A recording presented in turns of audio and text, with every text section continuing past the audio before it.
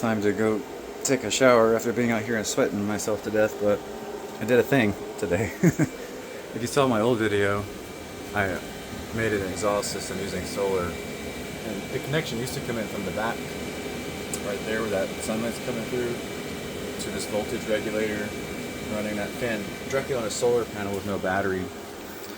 Since I decided I wanted to add lighting in here, lighting obviously needs to be running at night, not during the day, so I needed a way to store power. So I got a 12-volt battery. Normally I would go 24 or preferably 48 volts, but lighting is most common in like 12 volts, and then the fan actually runs on 12 volts too. So what I did today was I built this little thing out of scrap wood.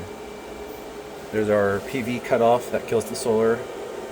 There's the Bluetooth to monitor the MPPT charger. The battery has built-in BMS with its own Bluetooth, so I can check it just looking at the status on here or open it up in the app.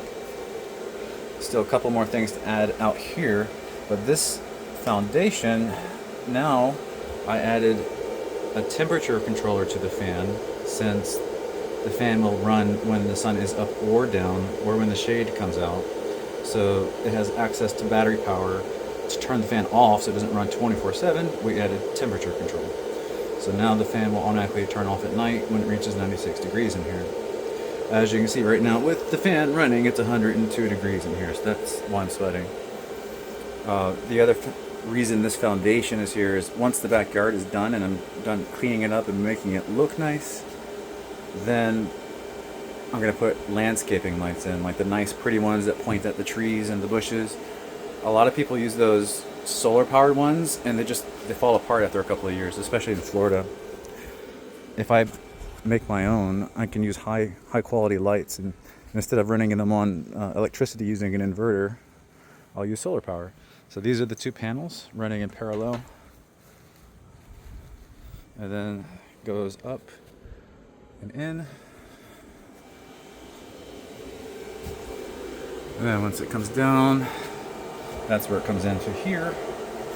The battery and the charger are obviously there, and then everything's connected to the load going to these bus bars. So that load powers the inside light, the outside light, the inside fan, and then in the future will be landscape lights.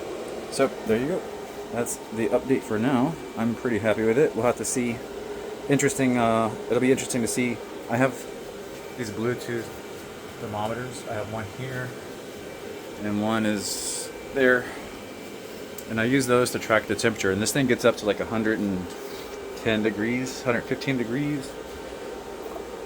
It'll be interesting to see how the curve changes now. I can see how fast it cools down when the sun goes down.